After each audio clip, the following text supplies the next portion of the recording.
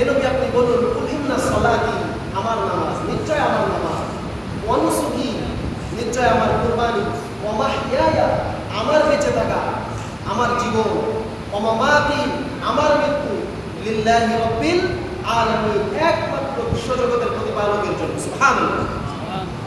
আপনাদের সুবহানাল্লাহ বলে কষ্ট হয় না? কষ্ট হয় না তো কথা বলেন না কেন? বলেন সুবহানাল্লাহ। বেঁচে থাকবো কার জন্য ভাই? আল্লাহ। আমাদের মৃত্যু হবে কার জন্য? আল্লাহ। আমাদের নামাজ কার জন্য? আল্লাহ। কুরবানি কার জন্য? আল্লাহ। কথা ক্লিয়ার? ক্লিয়ার? তাহলে যদি আমাদের কুরবানি, আমাদের নামাজ, আমাদের বেঁচে থাকা, আমাদের মরে যাওয়া সব কিছু আল্লাহ রাব্বুল আলামিনের জন্য হয়ে থাকে, তাহলে আমরা সাকসেস। আর যদি এগুলো আমাদের এই কুরবানি, আমাদের নামাজ, আমাদের কুরবানি, আমাদের বেঁচে থাকা, আমাদের মৃত্যু যদি আল্লাহর জন্য না হয়, অর্থাৎ আপনি কুরবানি করলেন, আপনার কুরবানি করার নিয়ত আপনি ঠিক রাখলেন না, যে কুরবানি তো করতে হয় তাই করছি, না করলে সমাজের মানুষ কি বলবে, কি করবে, কি মনে করবে, এই জন্য কুরবানি করতেছে। আবার ছোট গরু অথবা ছোট ছাগল কুরবানি দিলে মানুষ কি মনে করবে, এই জন্য যত কষ্ট হয়ে বর্তা দিতে হবে, এই যে ইত্যাদি ইত্যাদি যে সমস্ত নিয়তের গরমিল আমাদের মধ্যে যদি থেকে থাকে, তাহলে কুরবানি আমাদের কি হবে না? কবুল হবে না।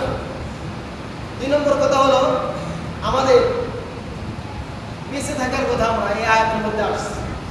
বেঁচে থাকার অর্থ হলো যে যত জীবন আমরা বাঁচবো, এই বেঁচে থাকার জীবনটা আমাদের কাটাতে হবে কার জন্য? কথা বলেন, আল্লাহর জন্য। যখন আমি আপনি আল্লাহর জন্য আমাদের জীবনকে কাটাতে পারবো, সঙ্গ করতে পারবো, তখন প্রতিটা ইবাদত অটোমেটিক আল্লাহ তাআলার জন্য হয়ে যাবে। সুবহানাল্লাহ। আর যখন প্রতিটা ইবাদত আল্লাহ তাআলার জন্য হয়ে যাবে, আমার নামাজ, আমার কুরবানি, আমার বেঁচে থাকা যখন আল্লাহর জন্য হয়ে যাবে, তখন আল্লাহ রাব্বুল আলামিন ওই মৃত্যুটা দান করবেন আমাদেরকে। সুবহানাল্লাহ। অর্থাৎ বরকতময় মৃত্যু আল্লাহ তাআলা আমাদের দান করবেন। এই জন্য আমরা প্রতিটা কাজ আমরা এই আয়াতের উপর আমল করব, এই আয়াতের উপর অবশ্যই আমরা আমল করব। আমাদের এমন জন্য না হয়ে যায় যে আমরা কুরবানি করলাম, আমাদের কষ্টের টাকা দিয়ে কুরবানি করলাম, কিন্তু আমাদের কুরবানি কোনো কাজে আসবে না, এমন জন্য না হয়ে যায়।